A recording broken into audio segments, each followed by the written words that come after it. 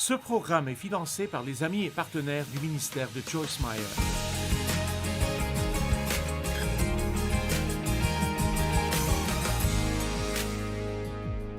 Hier soir, nous avons parlé de comment s'occuper du doute et nous avons parlé de beaucoup de choses fondamentales concernant la confiance en Dieu, en particulier nos défis dans la vie et ne pas passer tout notre temps à essayer de comprendre. Et donc, je voudrais parler maintenant de certaines des raisons pour lesquelles nous souffrons, bien que nous ne puissions pas toujours comprendre.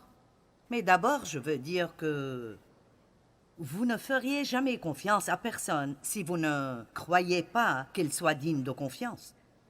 Et donc, pour faire confiance à Dieu, nous devons en savoir plus sur le caractère de Dieu. Étudier le caractère de Dieu est une très bonne chose à faire et c'est quelque chose que j'aime vraiment prêcher. Une des choses principales à propos de Dieu est que Dieu est bon. Si vous ne pouvez pas comprendre autre chose, le diable est mauvais et Dieu est bon. Amen. Nous pouvons faire ça. Et Dieu a dit, j'ai mis devant toi la vie et la mort, le bien et le mal. Choisis la vie afin que tu vives toi et ta postérité. Maintenant, Dieu est souverain et il peut faire tout ce qu'il veut quand il le veut. Mais quand il a laissé le libre choix à l'homme, il a ouvert la porte pour que le péché vienne dans le monde à travers les mauvaises décisions. Dieu ne voulait pas d'un groupe de robots qu'il aime et qui lui obéissent parce qu'ils doivent le faire. Il voulait que nous prenions les bonnes décisions. Et donc, nous voulons poser cette question cet après-midi que tant de gens ont, et surtout les gens qui sont peut-être indécis. Ils cherchent une raison de ne pas croire en Dieu. Ils cherchent une raison de ne pas servir Dieu. Mais cela peut aussi entrer dans le cœur et l'esprit des croyants. Et c'est, si Dieu est bon et digne de confiance, alors pourquoi avons-nous tant de souffrances dans le monde aujourd'hui?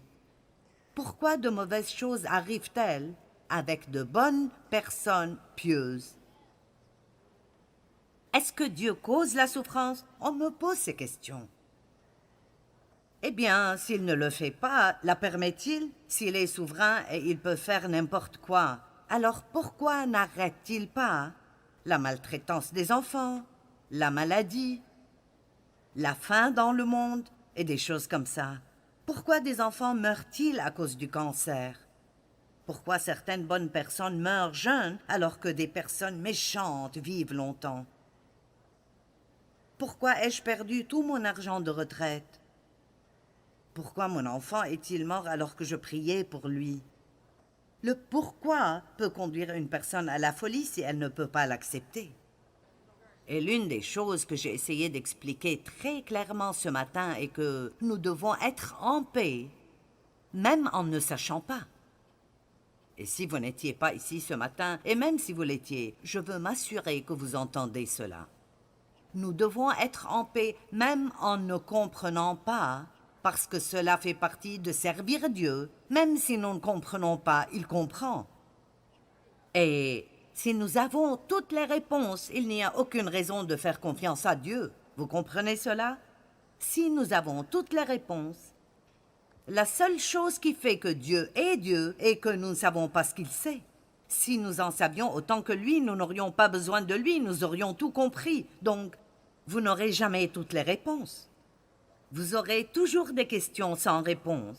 Et il se passera des choses dans vos vies et pour d'autres personnes que vous ne pouvez tout simplement pas comprendre.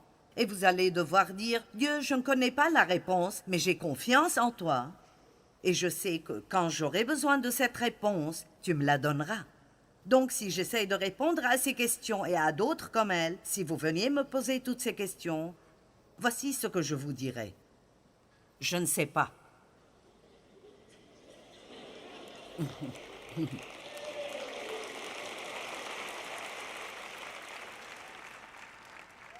Et je pense que l'une des plus grandes erreurs commises par les enseignants et les prédicateurs et d'essayer de répondre à des questions auxquelles ils ne connaissent pas la réponse, car ils pensent qu'ils doivent avoir l'air intelligents.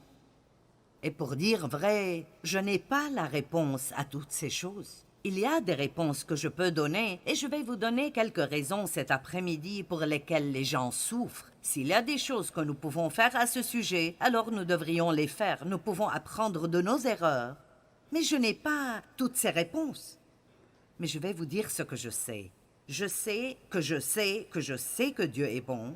Je le sais. Et juste parce que de mauvaises choses arrivent, ce n'est pas une invitation pour nous de blâmer Dieu.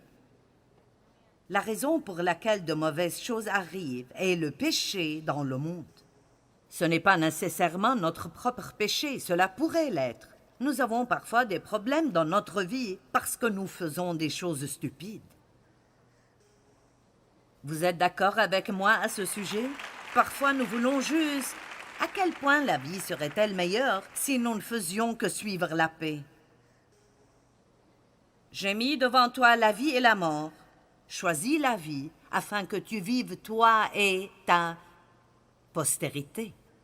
Nous prenons de mauvaises décisions et lorsque nous rencontrons des problèmes, nous voulons que Dieu nous tire de là et s'il ne le fait pas, nous nous fâchons contre lui. Et la vérité est que nous n'avons pas fait ce qu'il nous a dit de faire. Cela ne signifie pas que nous perdons notre relation avec Dieu ou qu'il est en colère contre nous. Mais nous jetons aujourd'hui un nouveau regard sur ce que dit la Bible. Celui qui sème pour sa chair moissonnera de la chair la ruine, la corruption et la destruction. Mais celui qui sème pour l'esprit moissonnera de l'esprit la vie éternelle. Dieu nous aime et cela n'est pas d'après ce que nous faisons ou ne faisons pas. Et quand nous avons des problèmes, cela fait plus mal à Dieu que ça nous fait mal. Écoutez-moi, si vous avez un enfant qui a des problèmes, j'ai entendu une déclaration intéressante. Une mère n'est jamais plus heureuse que son enfant le plus malheureux. Lorsque vos enfants souffrent, vous préférez vous en prendre à vous-même plutôt que de les regarder traverser ce qu'ils traversent, et surtout si c'est à cause de leur propre mauvais choix. Vous dites « Je veux t'ouvrir la tête et mettre la vérité en toi, et je ne sais pas pourquoi tu ne m'écoutes pas. » Mais parfois nous devons juste prendre du recul et les laisser découvrir par eux-mêmes.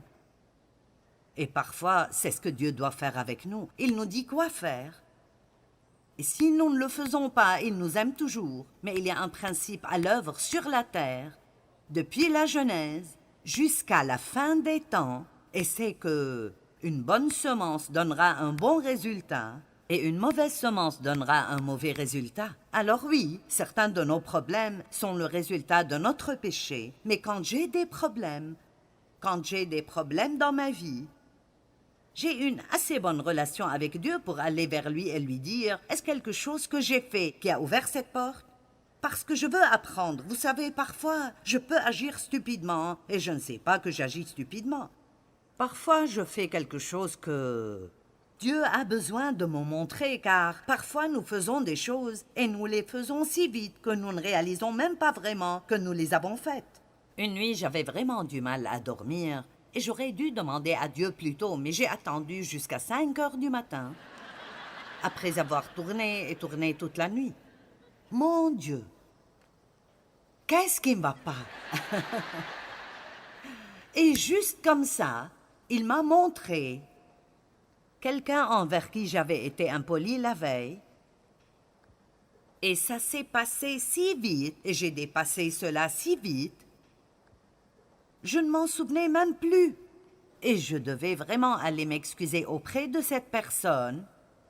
Et cela ne serait pas arrivé si Dieu ne m'avait pas révélé ce que j'avais fait. Et ainsi, dans sa bonté, que tout le monde dise bonté, dans sa bonté, il a perturbé mon sommeil jusqu'à ce que je sois assez intelligente pour dire « Qu'est-ce qui se passe ici ?» Et il me l'a montré, pas pour me faire me sentir mal, mais pour que je puisse m'en occuper.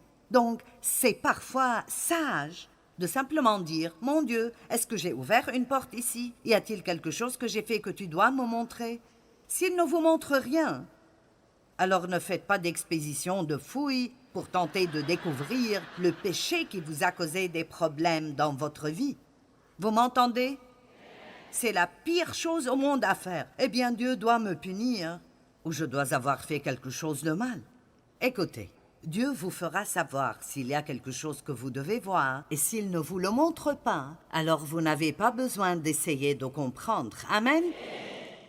Et ainsi, parfois, notre propre péché cause nos problèmes. Plusieurs fois, le péché des autres nous cause de la souffrance et du malheur.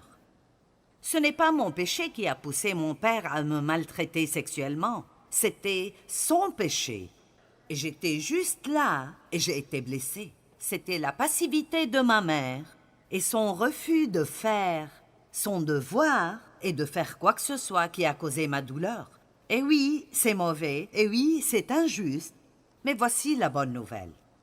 Une fois qu'une personne commence à faire ses propres choix, les mauvais choix de mon père m'ont fait mal.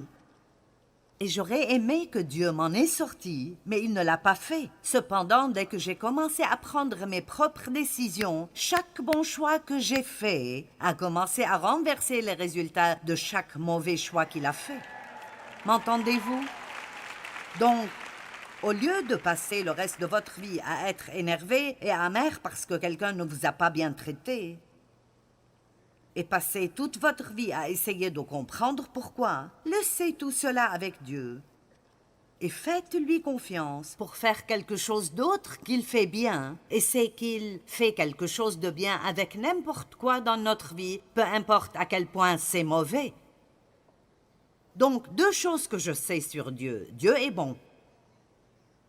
Le diable est mauvais, Dieu est bon. Et peu importe ce qui se passe dans notre vie, si nous faisons confiance à Dieu, il prendra cela et en fera quelque chose de bon pour notre bien. Dieu peut tirer quelque chose de bon de quelque chose de mauvais. Amen. Et ainsi, beaucoup d'entre vous ont été blessés et ont été maltraités. Et c'est probable que vous l'êtes encore. Nous sommes dans le monde et il y a beaucoup de gens méchants qui sont égoïstes et égocentriques. Et nous avons aussi fait mal à d'autres personnes et nous ne savons même pas que nous l'avons fait, ou nous l'avons fait un jour où nous nous moquions tout carrément parce que nous passions par quelque chose et nous n'étions pas sensibles à ce que les autres ressentent. Et ainsi, tout ne va pas toujours comme nous le voulons dans notre vie. Mais cela ne veut pas dire que Dieu est mauvais. Nous pouvons donc souffrir à cause de notre propre péché ou du péché de quelqu'un d'autre, ou bien souvent ou très souvent, nous souffrons à cause du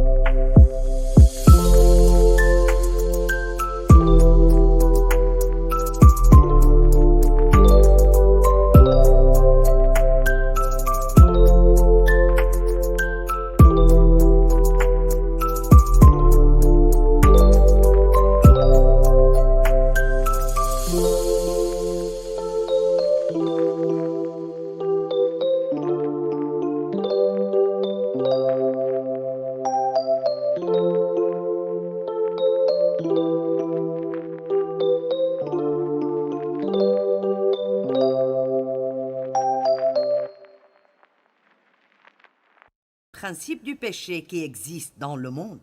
Je veux dire, nous ne pouvons même pas imaginer la différence qu'il y aura dans l'atmosphère du ciel par rapport à l'atmosphère dans laquelle nous vivons ici. Je ne pense pas que nous comprenions même la pression que nous subissons et l'oppression qui nous entoure.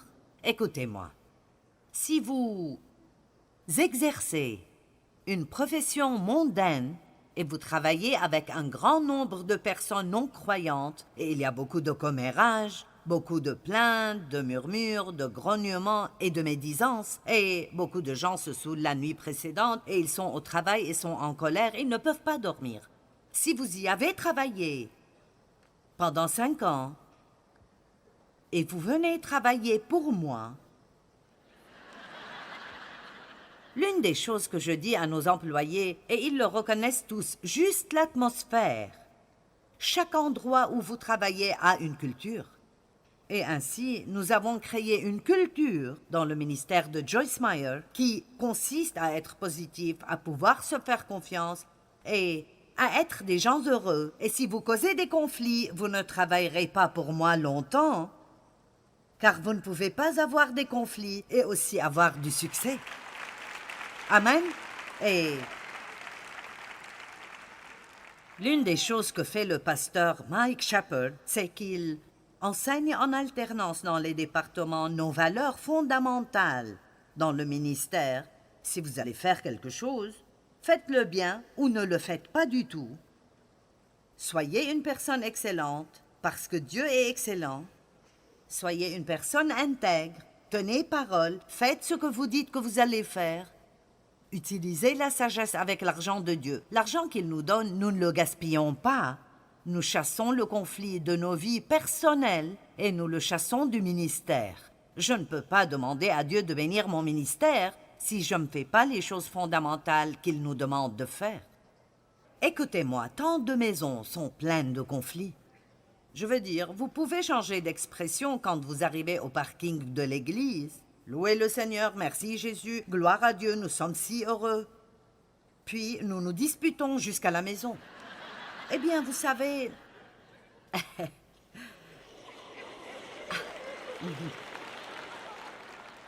Allez, je le sais, Dave et moi le faisions tout le temps.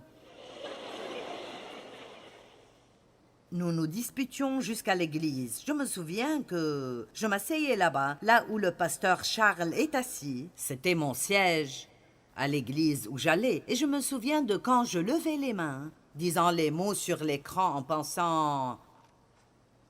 Si Dave pense que je vais cuisiner aujourd'hui, il se trompe royalement.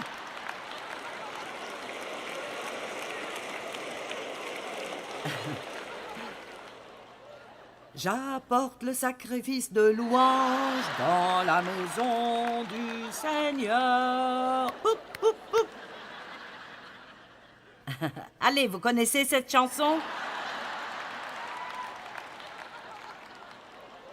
Maintenant, va dire à quelqu'un que tu l'aimes avec l'amour du Seigneur. Et je pense, si nous rentrons chez nous et il regarde ce match de football stupide une fois de plus, un dimanche de plus, il y aura une dispute à la maison.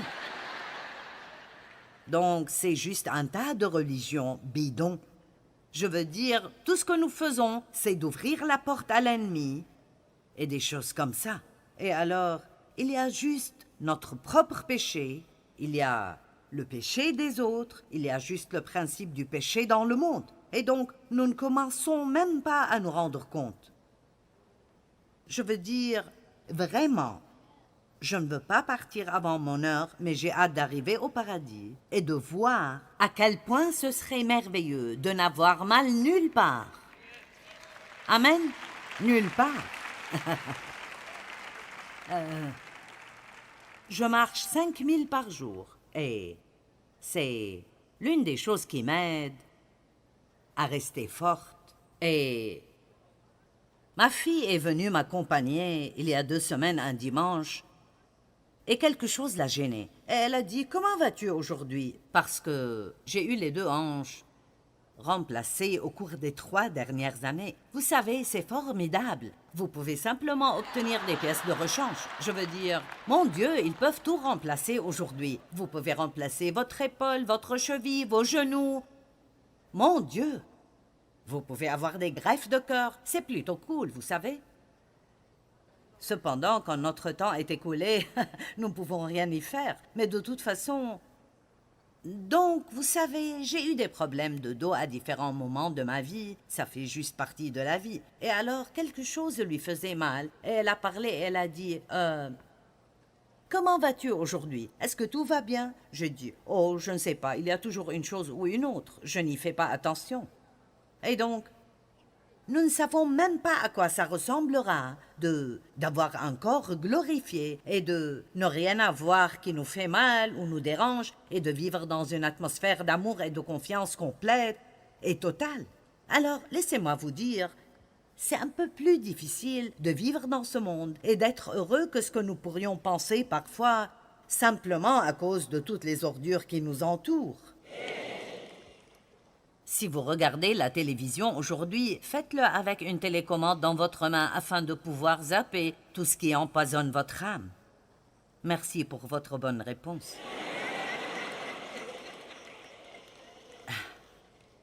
Donc, il y a beaucoup de raisons différentes pour lesquelles des choses nous arrivent, et nous pouvons demander à Dieu une explication pour certaines choses, mais nous n'obtiendrons jamais la réponse à toutes ces choses, donc... Dites, Dieu est bon. Le diable est mauvais. Et Dieu sortira le bien de n'importe quoi si on lui fait confiance. Combien d'entre vous le pensent et l'ont vécu dans leur vie? Mon Dieu, je l'ai vu encore et encore et encore. Bon, parlons des raisons pour lesquelles nous souffrons. Qui aimerait au moins éliminer certaines choses s'il le peut? Amen. 1 Thessaloniciens 5, 18. Rendez grâce à Dieu en toutes choses. Wow! Quelles que soient vos circonstances, soyez pleins de gratitude, car c'est à votre égard la volonté de Dieu en Jésus-Christ, le révélateur et le médiateur de cette volonté. Vous savez, être reconnaissant pour ce que nous avons nous aide vraiment à traverser les moments où nous n'avons pas ce que nous aimerions avoir. Je vais le répéter. Être reconnaissant pour ce que nous avons nous aide à traverser les moments difficiles car nous avons des besoins qui ne sont pas encore satisfaits.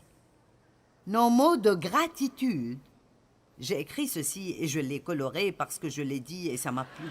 Nos paroles de gratitude face à la souffrance, en particulier les souffrances injustes, sont une preuve plus forte de notre confiance en Dieu, plus que toute autre chose que je sache.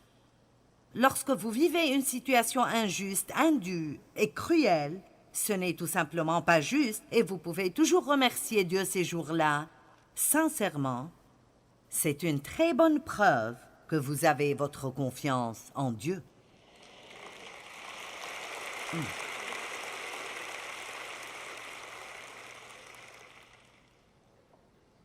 Le psaume 103, 20 dit que les anges écoutent la parole de Dieu. Ils n'écoutent pas nos plaintes. Vous avez beaucoup d'anges que vous pourriez mobiliser dans votre vie en vous plaignant beaucoup moins et en remerciant beaucoup plus. Nous sommes tous tellement plus bénis que ce que nous pensons l'être tellement de fois. Amen.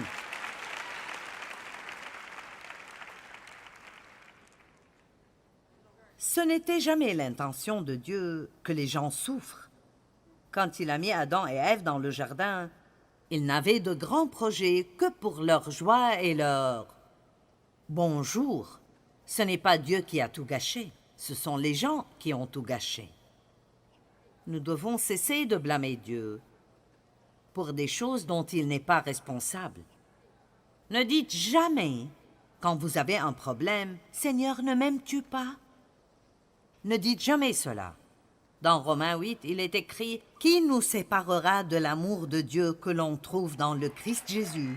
Ni les problèmes, ni les épreuves, ni les choses injustes. Ne dites jamais « Dieu ne m'aime-tu pas ?» Le fait même qu'il ait envoyé Jésus mourir pour vos péchés est une preuve suffisante qu'il vous aime pour toute votre vie. Et beaucoup de gens, surtout ceux qui nous regardent à la télé, et peut-être que vous ne connaissez pas autant la Bible que ceux qui sont là. Et pour être honnête, nous sommes heureux d'être ici pour leur prêcher et leur présence est importante, mais vous êtes également important. Et l'une des raisons principales pour lesquelles je fais ça est en raison du nombre de personnes que nous pouvons aider par le biais des médias. Et je veux que vous sachiez que peu importe ce que vous vivez, Dieu vous voit, il vous connaît, il se soucie de vous. Il a un bon plan pour votre vie et Dieu n'est pas la source de vos problèmes. Le voleur, Satan, ne vient que pour tuer, voler et détruire, mais Jésus a dit « Je suis venu pour que vous puissiez jouir de votre vie et en profiter pleinement jusqu'à ce qu'elle déborde, et Dieu vous aidera si vous le lui permettez. »